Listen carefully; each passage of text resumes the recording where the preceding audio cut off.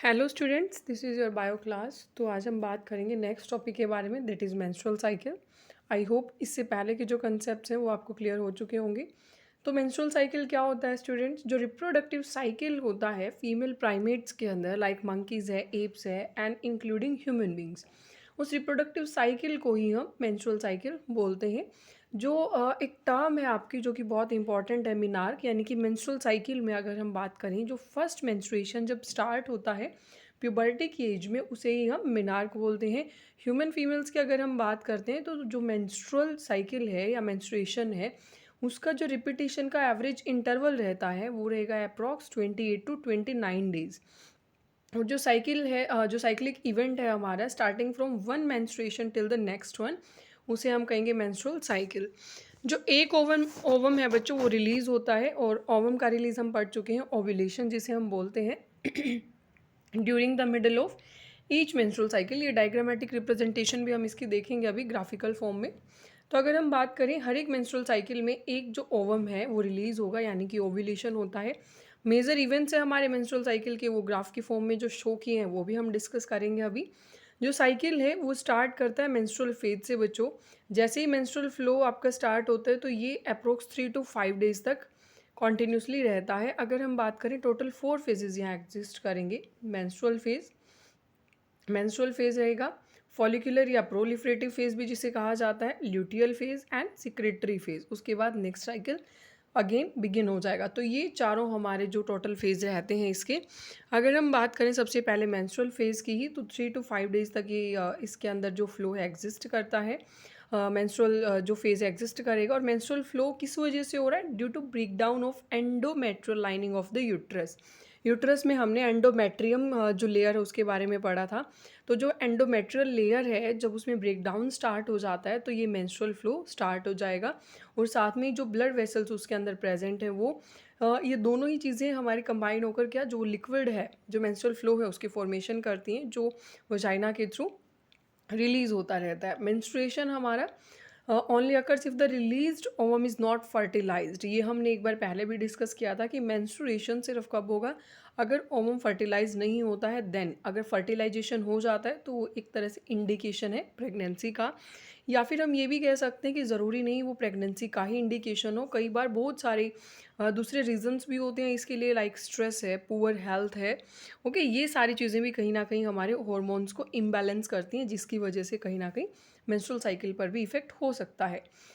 उसके बाद अगर हम बात करें, मेंस्ट्रुअल फेज़ के बाद जो नेक्स्ट फेज़ हमारा रहता है that is called follicular phase. Follicular phase की अगर हम बच्चों बात करें, तो ये हमारा अप्रोक्स 10 डेज़ तक ये टोटली लास्टिंग फेज़ रहता है हमारा, अप्रोक्स 10 डेज़ के लिए। इस फेज़ में होता क्या है स्टूडेंट, जो प्राइमरी फॉलिकल्स हैं ओवरी के अंदर वो ग्रो करेंगे, और उसके बाद वो फॉर्मेशन करेंगे फुली मैच्योर ग्राफियन फॉलिकल की। और साथ के साथ साइमल्टेनियसली ही जो एंडोमेट्रियम है यूट्रस की, वो भी रीजनरेट करना शुरू कर देती है थ्रू प्रोलिफ्रेशन, यानी कि ब्रेकडाउन के थ्रू वो रीजनरेट करना शुरू कर देगी। तो यहाँ अगर हम बात करें कि ग्राफियन फॉलिकल क्या है, ग्राफियन फॉलिकल जनरली क्या होता है, इसके अंदर एक oocyte प्रेजेंट होता है, जोना पेलुसिडा लेयर होती है, सेलुलर मेम्ब्रेनस ग्रेनुलोसा भी इसमें प्रेजेंट होता है, जो कि अगर हम बात करें जो सराउंडेड होता है लेयर से, that is called theca interna. और साथ में ही एक एक्सटर्नल लेयर होगी that is called theca externa. तो एक तरह से ये राउंड सर्कुलर फॉर्म में प्रेजेंट होता है। उसके बाद अगर हम बात करें, इसके अंदर फॉलिकुलर एट्रियम भी प्रेजेंट होता है, जिसके बीच में फॉलिकुलर फ्लूइड है, ये मिक्स होती है, और ये डेवलप करता है बच्चों, जो कि बहुत इंपॉर्टेंट है। डेवलप करता है ये हमेशा जर्मिनल एपिथीलियम होता है ओवेरी का, उससे जर्मिनल एपिथीलियम से इसकी डेवलपमेंट होती है। तो आगे अगर हम बात करें, यहाँ से ग्राफियन फॉलिकल की जो फॉर्मेशन है वो शुरू हो चुकी है, मतलब कि जो हमारी ओवेरी है वो फुली मेच्योर ग्राफियन फॉलिकल में कन्वर्ट हो चुकी है। और एंडोमेट्रियम है जो यूट्रस की, उसका भी रीजनरेशन स्टार्ट हो चुका है। तो ये जो चेंजेस होंगे ओवेरी के अंदर और यूट्रस के अंदर, ये किस वजह से हो रहे हैं? यहाँ पर जो हॉर्मोन्स हमारे पिट्यूटरी और ओवेरियन हॉर्मोन्स, इनकी जो ग्रोथ है वो स्टार्ट हो चुकी है। अगर हम इसको थोड़ा सा रफली एक बार यहाँ देखते हैं, यहाँ पर तो हमारे जो ये फेजेस यहाँ शो किए हुए हैं, टोटल ये हमारे 4 फेजेस हैं। जो मेंस्ट्रुएशन फेज़ है, फॉलिकुलर फेज़ है, ल्यूटियल और सिक्रेटरी फेज़ है। तो यहाँ अगर हम कहीं फॉलिकुलर फेज़ की हम बात करें, यहाँ पर देखो, यहाँ तक मेंस्ट्रुएशन में जो हमारे हॉर्मोन्स थे एस्ट्रोजन एंड प्रोजेस्टेरोन वो नॉर्मल थे। फॉलिकुलर फेज में ये हॉर्मोन्स हमारे धीरे धीरे पीक की तरफ जाना इन्होंने स्टार्ट कर दिया, यानी कि कहीं ना कहीं जो ये हॉर्मोन्स हैं हमारे यहाँ पर ओवेरियन जो हॉर्मोन्स हैं और हमारे जो पिट्यूटरी हॉर्मोन्स हैं उनका यहाँ पर जो है इंडक्शन शुरू हो गया है। यहाँ पर देखो ये जो हॉर्मोन्स है हमारा, ये ग्राफ के अंदर शो किया हुआ है यहाँ पर।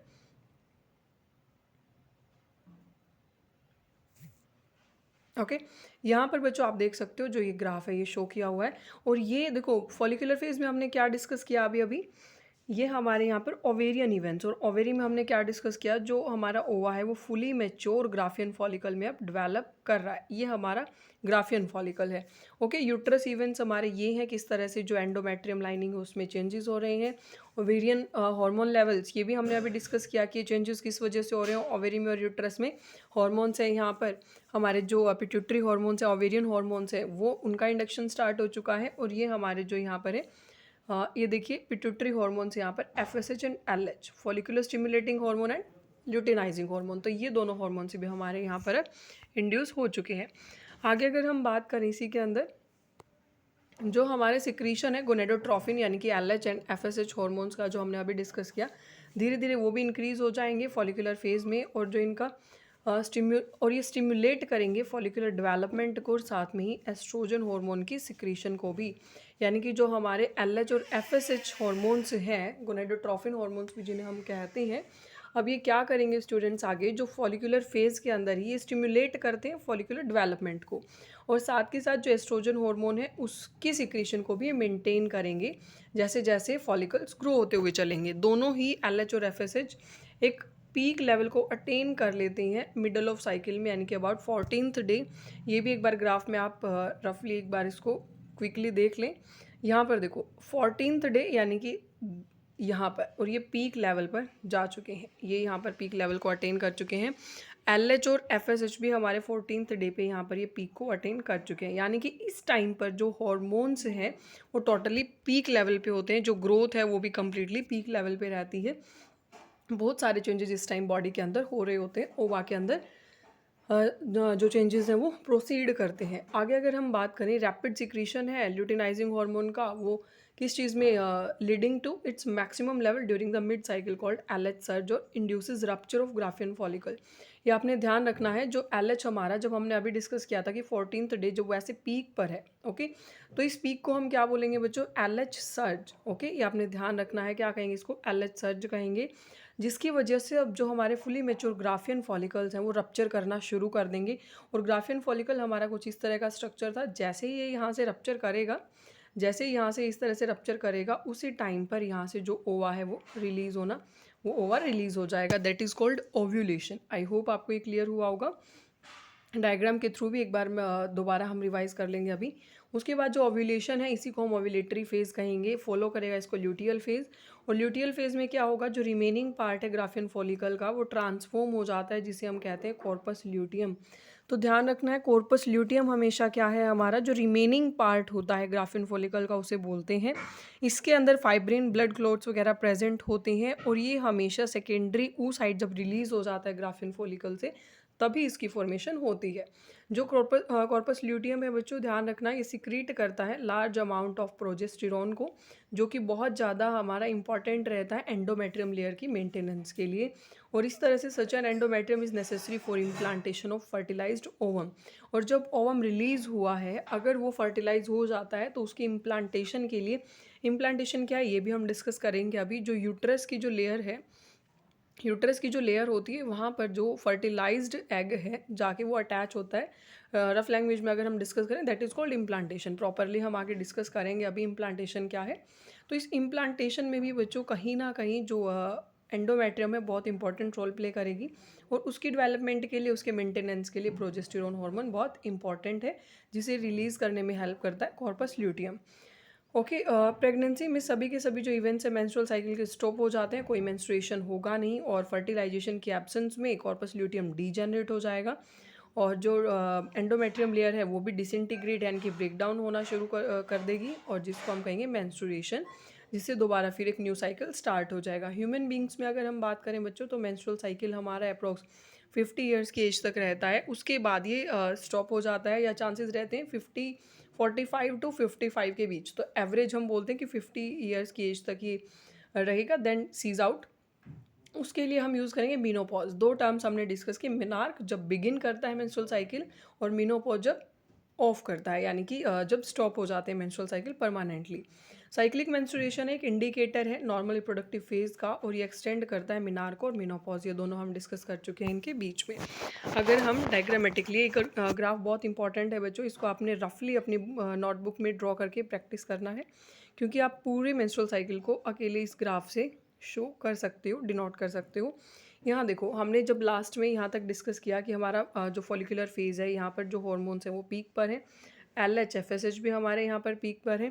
उसके बाद जैसे ही हम आगे की फेज़ में एंटर करते हैं, यहाँ पर जो ये हॉर्मोन्स है, ठीक है, ये मैच्योर जो हमारा ग्राफियन फॉलिकल है, यहाँ से ये ब्रेक डाउन होना शुरू हो जाता है, डीजेनरेट होना शुरू हो जाएगा, ओवम रिलीज हो जाएगा, जो कि हमारा ओव्यूलेटरी फेज़ है, ठीक है, जिसे हमने यहाँ क्या कहा, ओव्यूलेशन। ये देखो मैच्योर ग्राफियन फॉलिकल है, ओके, लेयर ब्रेक डाउन हुई, ओव्यूलेशन यहाँ पर हुआ, उसके बाद यहाँ पर ओवा रिलीज हो चुका है, और ये है हमारा कॉर्पस ल्यूटियम, ये डेवलप कर रहा है। कॉर्पस ल्यूटियम दोबारा से रीजनरेट कर रहा है, फर्टिलाइजेशन हो जाता है तो इम्प्लांटेशन होगी, और नहीं होता है तो यहाँ से नया मेंस्ट्रुएशन जो साइकिल है हमारा वो स्टार्ट हो जाएगा।